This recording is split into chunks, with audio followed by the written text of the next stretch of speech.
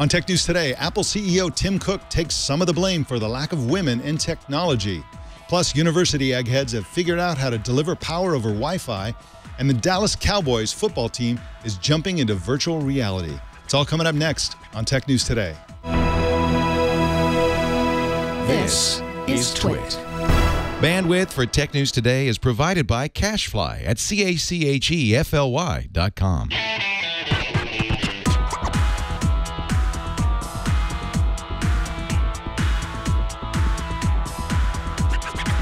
This is Tech News Today for Monday, June 8th, 2015. This episode is brought to you by ZipRecruiter. Are you hiring? With ZipRecruiter.com, you can post to 100-plus job sites, including social networks, all with a single click. Screen, rate, and hire the right candidates fast. Try ZipRecruiter with a free 4-day trial now at ZipRecruiter.com/TNT. And by Prosper. Prosper is a peer-to-peer lending marketplace that connects people who are looking to borrow money with those who have money to lend. Visit prosper.com/twit and receive a $50 Visa gift card when you get a loan. Tech News Today is the show where we talk about the tech news with the journalists who report it. My name is Mike Elgan. Welcome to the show. Our co-anchor today is Politico tech reporter Zoya Sheftalovich. Welcome to you, Zoya. How you doing? Thanks, Mike. I'm doing really well here in sunny Brussels. Sunny Brussels. You don't hear that a lot. No, this is the one day of the year. That's awesome. Well, thank you so much for joining us. Of course, you are the tech reporter. I believe are you the only tech reporter in the European office of Politico? No, actually, we have 5 tech reporters. We've got 2 in Brussels. We have 1 in Berlin and 1 in London and 1 who's our tech editor who's also based in Brussels. So we've got a big tech team. That's awesome. How do you like working at Politico? We've had a couple of Politico people on the show before, but not very many. What's it like to work there? It's a really exciting place. It's the only place I've ever worked at where they're not talking about arresting growth. So that's, arresting growth, when they're not talking about arresting decline. So I'm loving it, actually. It's a really vibrant workplace, lots of new readers, lots of people excited about us coming to Europe as well. That's awesome. Well, thank you again so much for coming on the show today and co-anchoring. Now, of course, the thing of the day today is Apple's Worldwide Developers Conference. We're going to be covering it at 10 a.m. That's why this show is 1 hour early today, with Leo, of course, as well as Andy Anatko, Georgia Dow, and myself. That's at 10 a.m. Pacific, and that's 1700 UTC. And what we're expecting from this show, among other things, is iOS 9, which is codenamed Monarch. We're expecting a release of OS 10 on the desktop, and that is codenamed Gala. And a new streaming Apple Music service based on Beats Music is supposed to be one of the big highlights, and the other one is, of course, updates for the Apple Watch. And we're also getting a new report that just hit from Peter Kafka on Recode that's saying that Apple is going to announce a free Flipboard-like product for magazines and stuff like that. And this is going to replace Newsstand, their app that has newspapers and magazines on it. Zoya, what are you expecting out of this announcement, this keynote? Generally speaking, what are you looking forward to? I'm really looking forward to see what Apple has next. I mean, obviously, every year when Apple launches their products, it's a big deal. Everyone gets to see what the big, exciting products are going to be that people are going to get excited about. The Newsstand replacement is really interesting because everyone was so upset when Newsstand was essentially grandfathered away. And so we had a lot of people in the tech community in Australia and here in Brussels who are still actually quite angry about Newsstand. So I think people are going to be really excited to see what happens there and what this new product is going to look like, whether it's going to be a game changer. Yeah, and of course, one of the big disappointments, we're already disappointed and it hasn't even happened yet, is the fact that a lot of several publications with very good track records in predicting things or having inside sources have said that Apple's plans to announce a new Apple TV and also a new streaming TV service have been scuttled or delayed, at least, because they're struggling to make those deals. Those reports could be false, but there seem to be credible reports that, in fact, that is not going to be a big part or any part of today's announcement. Well, let's jump into our top story, which is also Apple-related. Apple has long been criticized for lack of diversity. But unlike most Silicon Valley giants, which suffer from unrepresentative employee rosters, Apple has few women and minorities in its executive suite as well. Just go to their executive page, and it's quite astonishing. And in fact, most keynotes by the company feature white males exclusively. At the last keynote, the only woman on stage was a supermodel talking about the Apple Watch. Well, today's keynote will be different, according to an exclusive interview with Tim Cook by our Friday co-anchor and Mashable senior tech correspondent, Christina Warren. Christina couldn't be with us today because she's trapped inside the Moscone Center waiting for the keynote to begin. But in that interview, Cook told Christina that a lack of diversity in Silicon Valley is the fault of the tech community, which he said hasn't done enough to show young women that it's cool to code and to be an engineer. Zoya, I think it's great that he's taking part of the blame, he and his peers, but I think there's a larger cultural issue at play that is probably beyond the reach of Silicon Valley executives. Now, you've spent much of your career, most of your career in Australia and recently in Europe. What is, we always talk about Silicon Valley when we talk about diversity in technology companies, but what is the diversity situation in Australia and Europe? Well, starting with Europe, in Brussels, there is not a lot of diversity when it comes to official events on tech. So I go to a lot of conferences, I go to a lot of panels. I recently went to a high-level panel run by the European Commission on cybersecurity, and there were 7 people on stage, and every single one of those 7 was a middle-aged white man. So it's certainly not a particularly diverse area to be in. In Australia, the situation is quite similar, although I don't think as significantly male-dominated when you look at the panels and when you look at the events that they have. But certainly in Australia, there are more male CEOs of the top 200 companies in Australia named Peter than there are women. Yeah, I've seen measures like that where I think in the U.S. they use the name Kevin or something like that to compare within tech companies and so on. Now, in the U.S., of course, there's a very strong cultural bias in favor of males for technology. Kids are essentially programmed by TV shows and movies and stuff that tech is for boys. Is that the case in Australia as well? Is there an overwhelming or even a minor cultural bias that tells girls that tech is not for them? I think there absolutely is. And when you look at the numbers of students who study things like mathematics and science and engineering in universities, and even in school, at a school level, the students who are studying maths and sciences, there's a huge bias towards men studying it. And I don't know what that is. I'm not sure where that message comes from, but certainly there's a much larger number of men going into engineering and IT than there are women. Yeah, it's probably a global phenomenon, certainly the case apparently within the English-speaking world and probably mostly worldwide. We'll see what the Tim Cooks of the world can do about it. Google launched a big effort, and they recently published their progress, and there wasn't any. So it's harder than it looks, I guess. So we'll see how they do in that. Well, more news in a sec, but first, let's talk about one of our sponsors today, ZipRecruiter. They're going to help you hire the ultimate employee. If you've got a small business or if you've got a department that needs to hire people, you got to go to ZipRecruiter because they're going to help you post to 100 or more job sites with a single click. That's way, way better than slogging from site to site to site and then dealing with all the follow-ups that happen in different formats from those different sites. Of course, ZipRecruiter will let you also post your job to social networks, including Facebook, LinkedIn, Twitter, and Google+. They'll even have your, if you like, you can choose the setting that will send your job out on Twitter the second you post it automatically. ZipRecruiter is used by more than 400,000 businesses, and you can try it for free. You can actually do an entire hire in the 4 days that you can use this for free. And, of course, we got a job posting for a video editor. I think we're still looking for a video editor. There it is. We use ZipRecruiter all the time. That's a regular page. You'll notice that has our branding and logo and all that kind of stuff, which makes it clear who exactly is doing the hiring. It's a very nice feature. Try ZipRecruiter today with a free 4-day trial and get your perfect candidate before they go to somebody else by going to ZipRecruiter.com/TNT. That's ZipRecruiter.com/TNT. TNT. Well, a PhD student at the University of Washington in Seattle has figured out a way to charge low-power devices using Wi-Fi signals. David Gilbert is technology editor for International Business Times and joins us now. Welcome to you, David. Hi, Mike. How are you? I'm doing great, thanks. Now, how the heck does this technology work?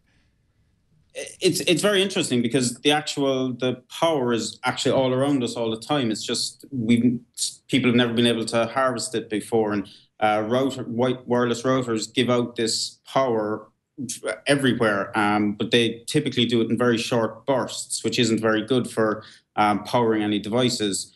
But this PhD student, Vasmi Tala, and his team of researchers in Washington have been able to create a piece of software that will adapt any router to be able to continuously emit this signal, which includes power. And they've used this to then show how devices such as cameras, rechargeable batteries, and temperature sensors can be charged using this power it's already out there. It's just they've developed a way to harness it.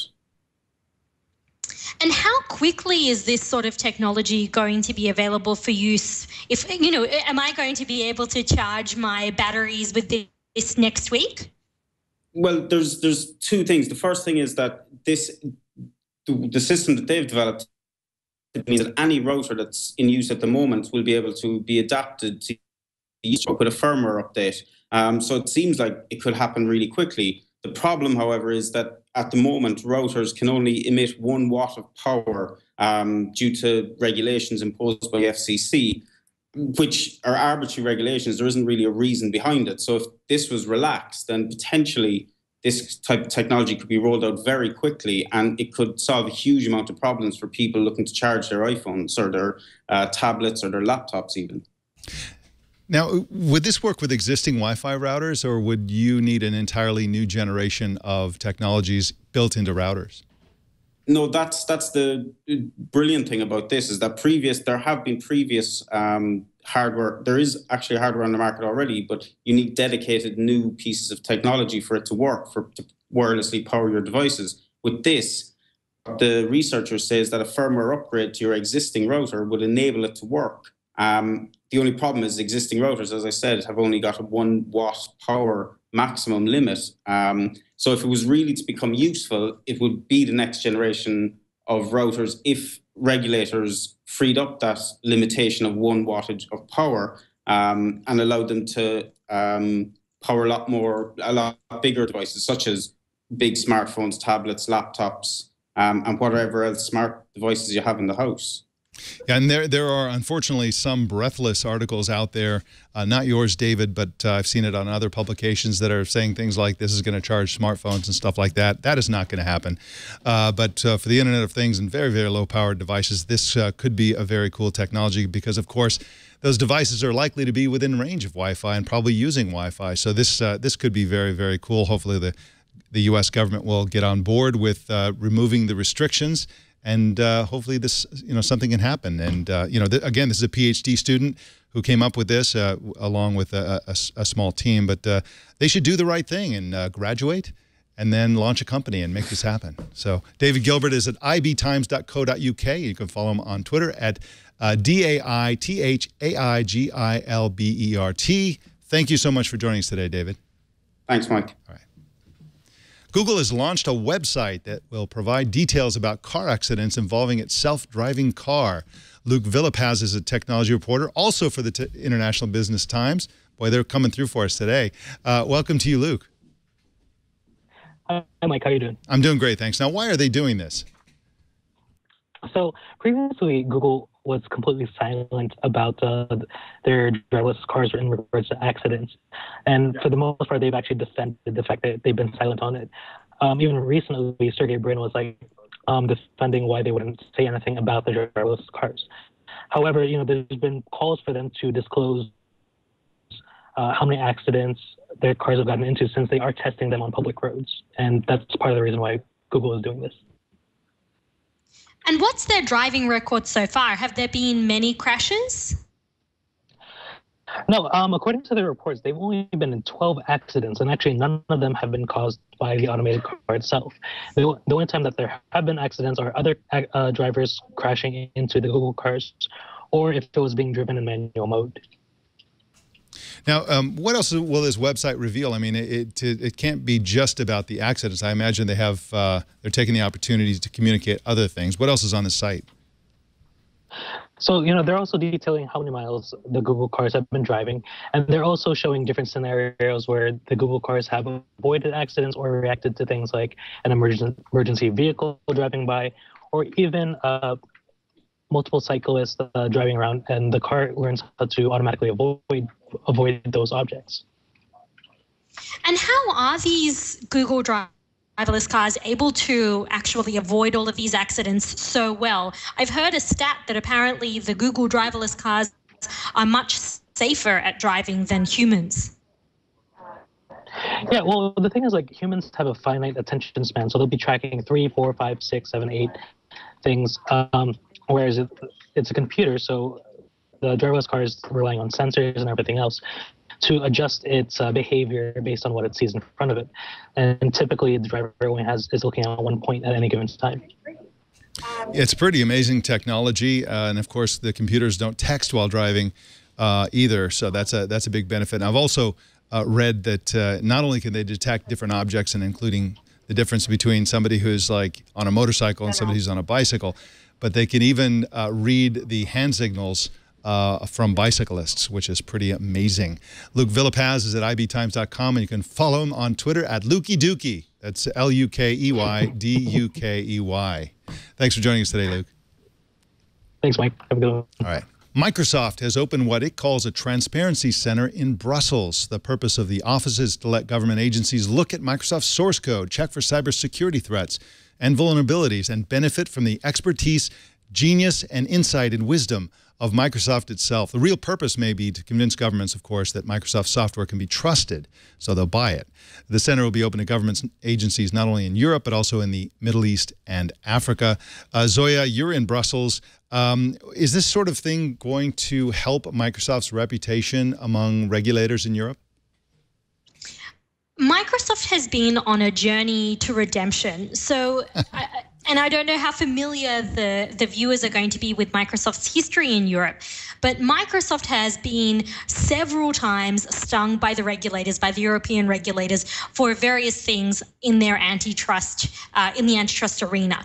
And at the moment, there's a really big debate happening in Europe around whether we can trust these big software companies and these tech firms who have this massive amount of data and who are using that data for all sorts of purposes. So this is in light of that. This is Microsoft trying to say to the regulators, look, you guys, look at how transparent we are. Look at how open we are. You can go and check out our secret source and you can see what we're doing with it. You can see how well we're looking after it. There's a really big focus on cybersecurity at the moment in Europe, and this is Microsoft getting on the front foot.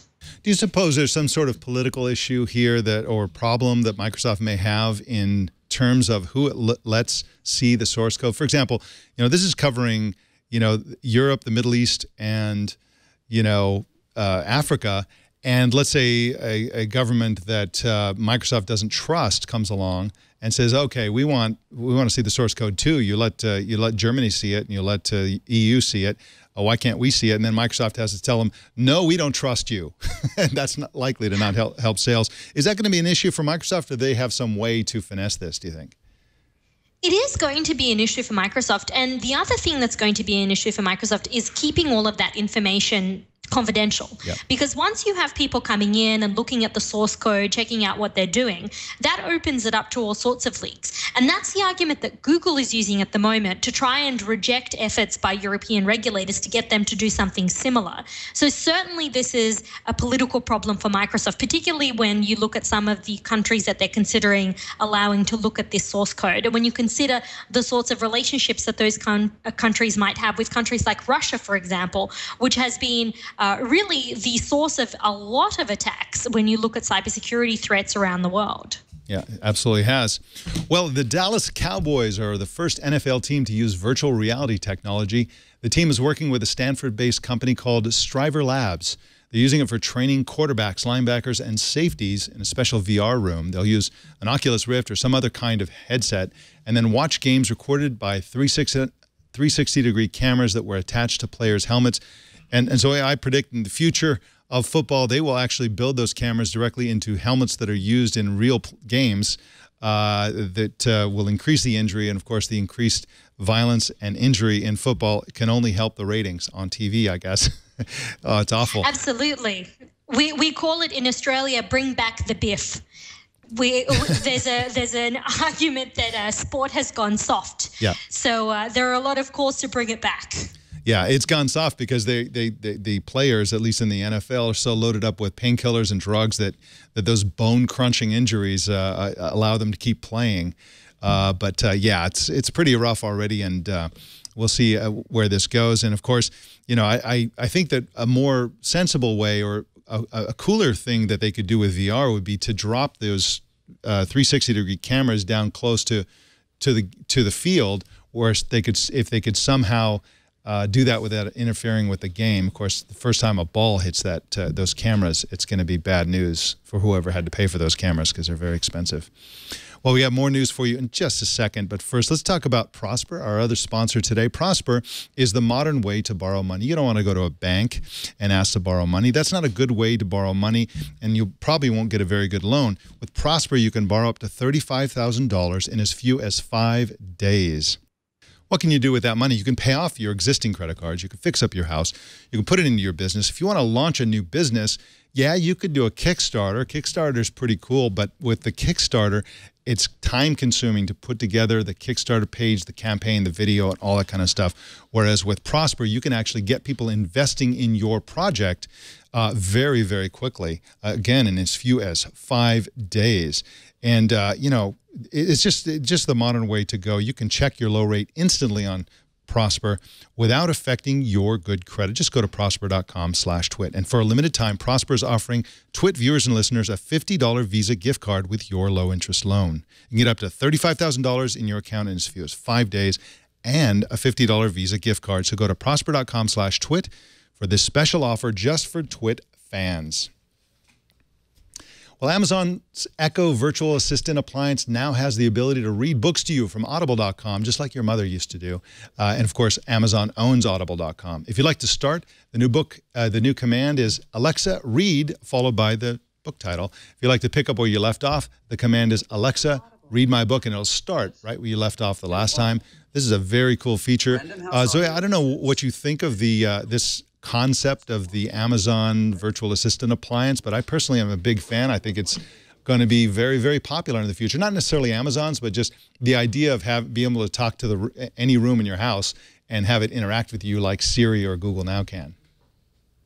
It is pretty amazing when you think of how things have changed since Siri was launched as our first virtual assistant. You've got Google Now, you've got all of these new appliances as well. I think it's really interesting. And this particular thing, I think, is going to have some pretty interesting repercussions for people, for example, who are hearing impaired or sight impaired, rather, who are going to be able to have someone read their book for them in this way. Certainly, this is going to be a game changer, I think, for that community.